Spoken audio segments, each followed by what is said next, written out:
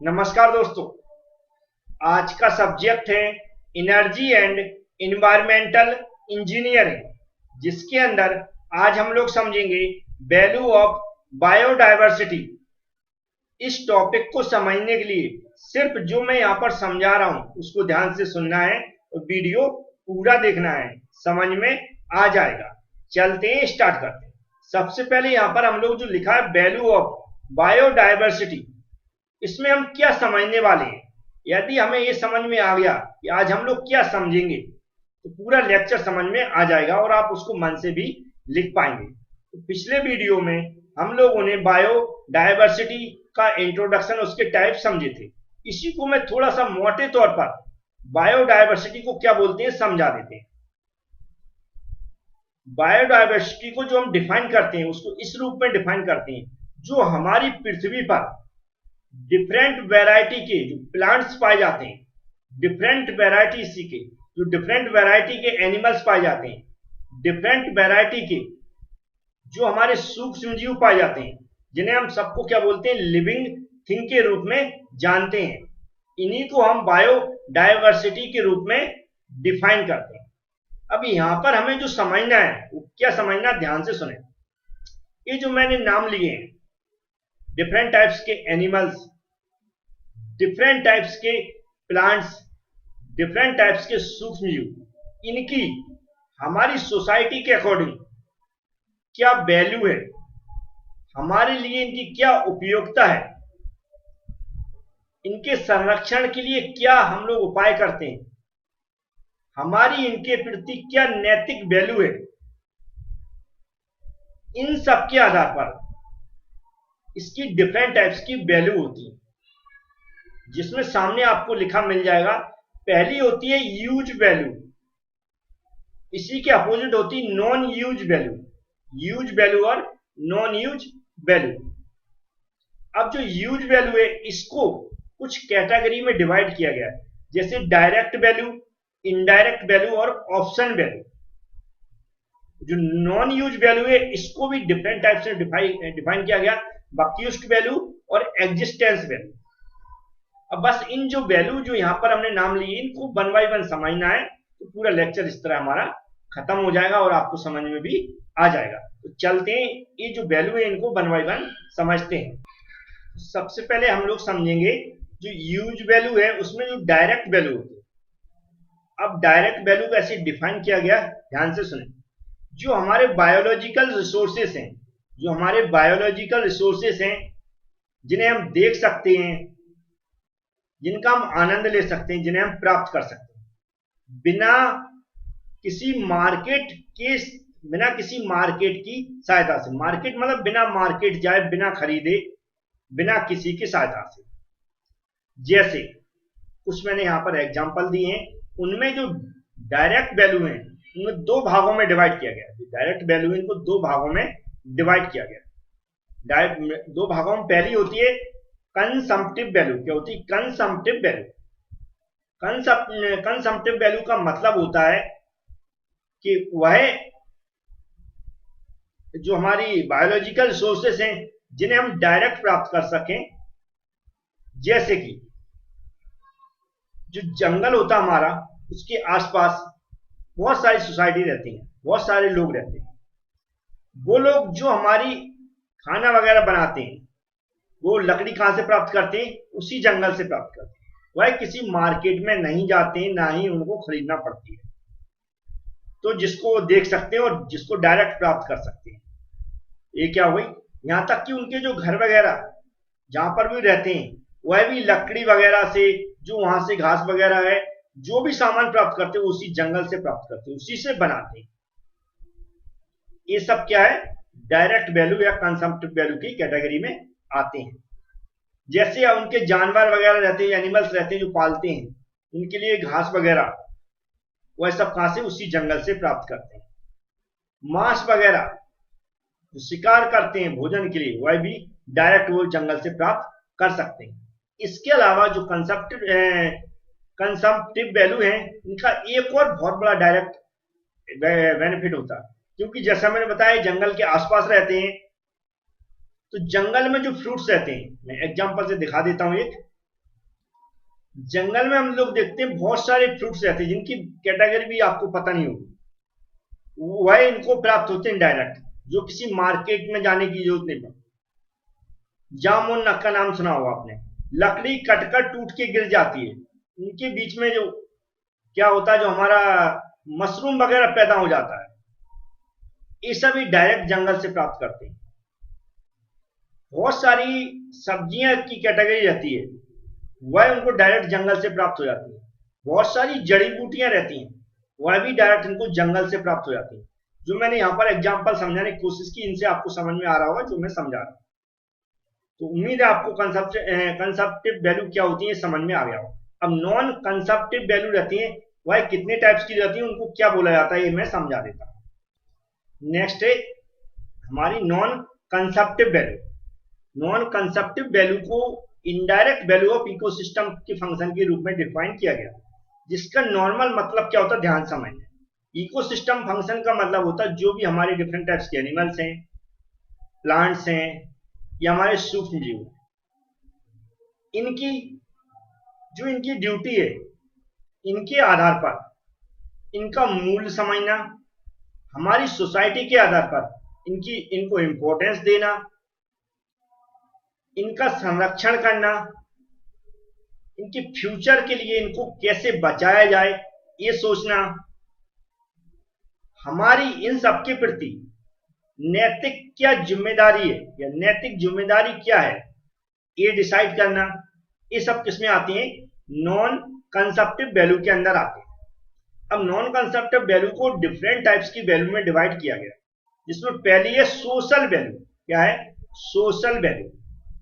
Social value को जो define किया गया वो इस तरह किया गया कि जो हमारे बहुत सारे प्लांट्स हैं, कुछ एनिमल्स हैं, फ्लावर्स हैं, जो हमारे धार्मिक अनुसंधान है,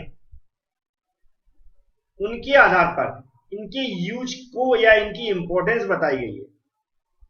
जैसे कि बहुत सारे फ्लावर्स रहते हैं जो यहाँ पर दिख रहे हैं, आप जानते होंगे, जो कि पूजा पाठ में चढ़ाए जाते हैं, आपने देखा होगा। तो इनको क्या करना, बचा के रखना, इनको क्या करना, आगे बढ़ाने के लिए, इनके लिए जो भी इनको पेड़ पौधे लगाए जाते हैं उनको तैयार करना है। बहुत सारे ऐसे, जैसे कि पीपल का पेड़ आपको दिख रहा होगा, इसलिए बनाया है यहाँ पर क्योंकि आप समझ सके। पीपल का पेड़ हम जानते हैं, जो भी हमारा धर्म है उसमें बहुत पूजा होती है।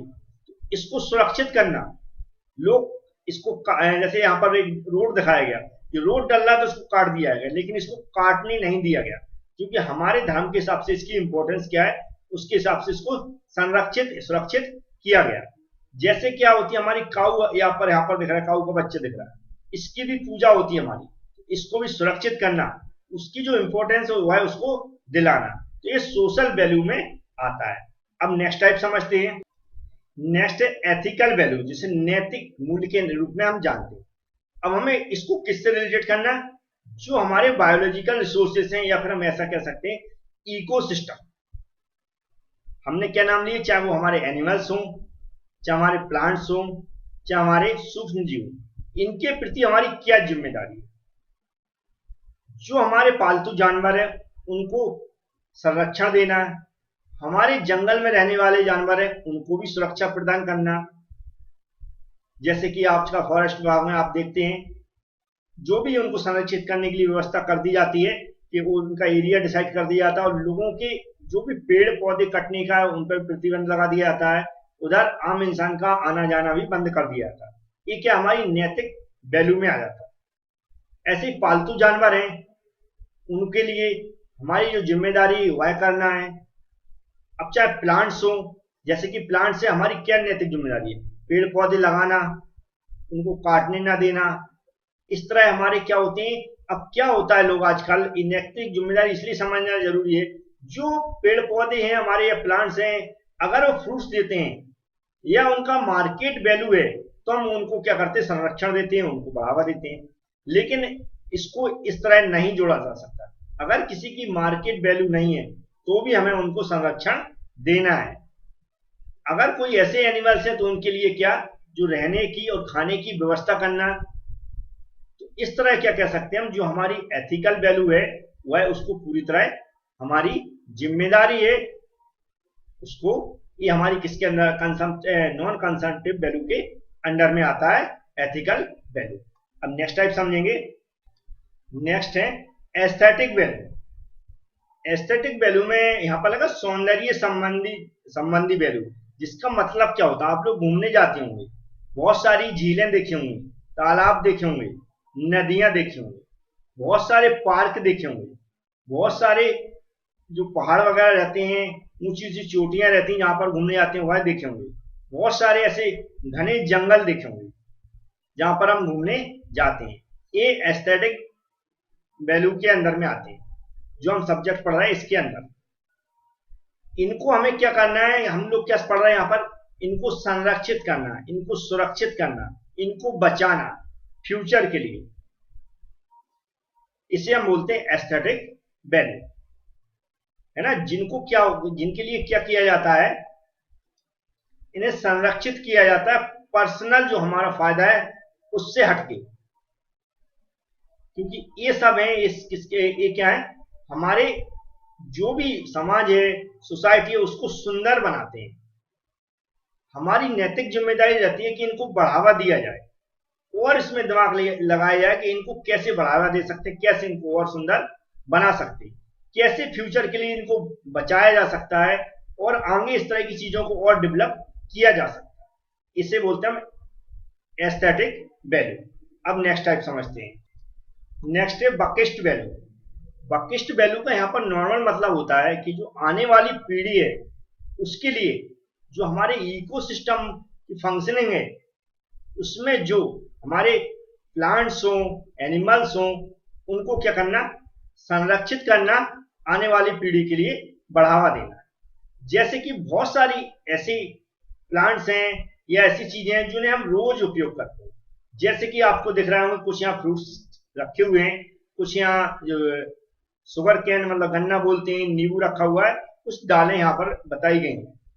जिसका मतलब बताने का क्या है, इसका मतलब है जब हमारे बहुत तेजी से जंगल कट रहे हैं, डेवलपमेंट हो रहा है, तो इनकी जो पैदावार है वह धीमे धीमे कम होती जा रही है, जिससे हमारी जो सोशल इफेक्ट है, जो हमारी डेली यूज होती चीजें, उन पे इफेक्ट पड़ रहा है। तो यही हमारी वैल्यू के बारे में बताया गया है कि इनकी पीढ़ियों के लिए, आने वाली पीढ़ी के लिए हमें इनको कैसे बचाया जाए, कैसे इनको बढ़ावा दिया जाए, इसके बारे में सोचना और इनको संरक्षित करना, क्योंकि इनकी जो उपयोगिता है वो आप लोग जानते होंगे, देख के समझ में आ गया होगा। तो उस उपयोगिता को ध्यान में रखते हुए इनको फ्यूचर के लिए बढ़ावा देना, इनको संरक्षित करना, जिससे आगे इनकी जो भी वैल्यू है वह बनी रहे। उम्मीद है ये बकिस्ट वैल्यू क्या होती है ये भी आप समझ गए। नेक्स्ट होती है एग्जिस्टेंस वैल्यू। एग्जिस्टेंस वैल्यू का यहां पर मतलब है कुछ ऐसे वैल्यू रहती हैं, जैसे कि हम जो सुनते हैं इनको या पढ़ते हैं, सिर्फ सुनने और पढ़ने से हमें आनंद मिलता है, उन्हें हम एग्जिस्टेंस वैल्यू बोलते हैं। जैसे इसका मतलब है चाहे हमने देखा हो या ना देखा हो, लेकिन हमने सुना है, पढ़ा है, उससे हमें क्या मिल रहा है, आनंद मिल रहा है। जैसे हमने सुनते हम लोग जो हमारा समुद्र है उसमें डिफरेंट टाइप्स की सूक्ष्म जीव पाए जाते हैं, उनके हम लोग नाम भी पढ़ते हैं, उनके बारे में भी पढ़ते हैं, लेकिन कभी हमने देखा नहीं, तो उसको हम क्या बोलते हैं, हम जो हमारी मारिन बायोडाइवर्सिटी। या फिर फॉरेस्ट में देखा होगा बहुत सारे ऐसे जानवरों का नाम सुना होगा आपने जो आपने देखे नहीं, लेकिन उनको सुरक्षा दी जा रही है, सुरक्षित किया गया है। बहुत सारे ऐसे पेड़ पौधे हैं जिनके बारे में हम लोग पढ़ते हैं लेकिन देखे नहीं कभी, लेकिन उनको भी संरक्षित किया जाता है। तो इसे हम क्या बोलते हैं, एग्जिस्टेंस वैल्यू। जो हमने ना देखा है, सिर्फ सुना है, पढ़ा है, उसको देखकर ही क्या है हमारी जो आनंद प्राप्त करना, उसी को हम एग्जिस्टेंस वैल्यू बोलते हैं। उम्मीद है ये भी आपको समझ में आ गया होगा। ऐसे बहुत सारी डिफरेंट टाइप्स की वैल्यू रहती है, और भी आप जो हमारी पीडीएफ है उसमें आप पढ़ सकते हैं, बहुत सारा डिटेल्स में हम दे देते हैं। थोड़ा सा मैं वीडियो में इसलिए समझाने की कोशिश करता हूँ कि जो मैं यहाँ पर समझाऊंगा अपनी भाषा में, इन सब का मतलब, और जब आप पीडीएफ पढ़ेंगे दोनों का मतलब समझ के आप एक अच्छा लेक्चर तैयार कर पाएंगे। उम्मीद है समझ में आया होगा। Thank you friends.